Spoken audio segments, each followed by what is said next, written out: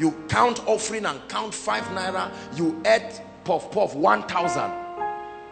Took another drink 1,000, or wine. Are we together now? And then you come before God and squeeze 10 naira. And you are smiling now, usher, wait, and God is looking at your heart. Look what Jesus did in the church. He came and stood and saw what people were giving. It was a reflection of their attachment. It wasn't the money. He saw a woman who had all. Do you know why Jesus was touched? Because she really didn't know who he was. If she had known him, it would be hypocrisy because he was there. She just came. That means she was doing it unsupervised. It was what she would do.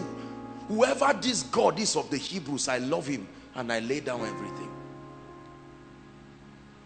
Love not the world. This is the problem of many people's destinies. Attachment. Attachment to money. God gave you a car. All of a sudden, you carried that car and put it in your heart. The garage is not enough for it. How can you have a garage for a car and no altar for God? It's carnality. We build our homes with garages for 5 cars, and then you meet with God inside the toilet. You see our value. When you go to ease yourself, that's why you say, oh Lord, I'm alone with you. And God says, you are not serious. No. You provide a cupboard where you keep your documents, your certificate, because your paycheck is there. And then where do you keep him? He's not in your heart. He's not even around. Far be it from me to create a shrine to keep any other thing when I've not made sure. It says, David said, I'm sitting here in a palace, and Lord, I know you sit in the heavens, but I've not built you a house. And God said, you would have built, but you've shed so much blood. However, it was good that it was in your heart. Or you gather the materials together and let your son be the one to build that temple. All I want is for you to be glorified, for you to be lifted. All I want is for you to be glorified, for you to be lifted. Luke chapter 15. Let me show you something in the story of the prodigal son.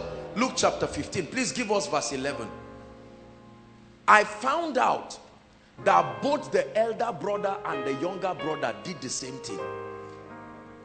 The story of the prodigal son. For many years we have harassed the younger brother and left the elder brother. All of them did different versions of the same thing. Follow me. Verse 11. And he said, a certain man had 2 sons. How many sons? 2 sons. Next verse. And the younger of them said to his father, give me a portion of goods that falleth to me. And he divided unto them. Now watch this. Do you know that the house was all about his father, but the children had access? But then the child was angry because it was not in his name. That's selfishness. Self-centeredness wants it in your name. So that somebody was healed in Koinonia. No, I'm not happy. Let it be that Apostle Joshua Selman was the one who God used.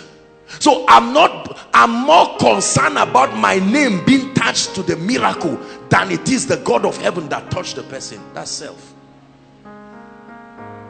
Are you seeing that now? Yes. The younger son had everything, but every time he saw his father, he had to wait on his father.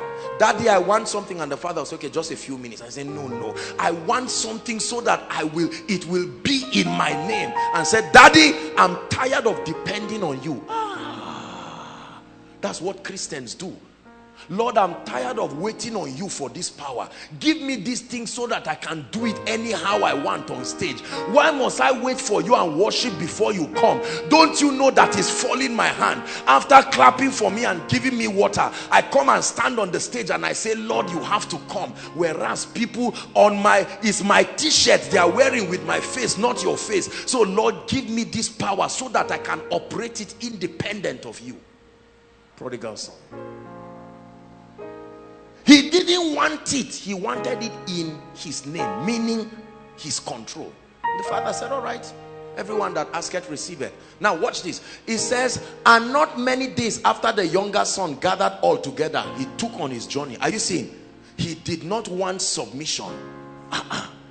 A self-centered life wants to be the Lord of yourself, the custodian of your decisions. To hell with any and everybody. I am the Lord of myself. It's a terrible way of living. It says, and he did what? Wasted his substance with riotous living, party and all of that, because he felt by showing his friends money they will respect him. You see that? And so he showed all of that. And what happened? We're reading. And when he had spent all, there arose a mighty famine in the land, and he began to be in want. Where did limitation enter his life? When he left. There was abundance and there was supply. Could it be that your limitation in every area is a reflection that you are dissociating yourself from the authority of the Father, building an empire for yourself, and now you are having to foot your bills by yourself? 15. And he went and joined himself to a citizen of that country and sent him into the fields to feed swine. Brothers and sisters, once in royalty, having abundance to the point that even the servants were considered privileged people. Now, because he declared that he did not want his father to be the regulator of his life and his activities, he wanted to regulate everything by himself. This was his destiny. And he would fain have filled his belly with the husk that the swine did eat, and no man gave unto him. 17. And when he came to himself, you can be sure that he came to his mind. He said, how many hired servants of my father have bread enough to eat and spare, and I perish with hunger? 18. I will arise and go to my father. That's what someone needs to do this night. And I will say, Father, I have sinned against heaven and before thee. 19. I am no more worthy to be called your son. Make me as one of your servants. Verse 20. Hallelujah. And he arose and came to his father.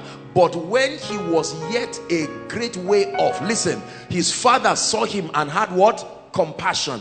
And ran and fell on his neck and kissed him. Keep reading. And the son said to him, Father, I have sinned against thee, and in thy sight I am no more worthy to be called thy son. 22. But the father said to his servants, bring forth the best robe. Now hold on.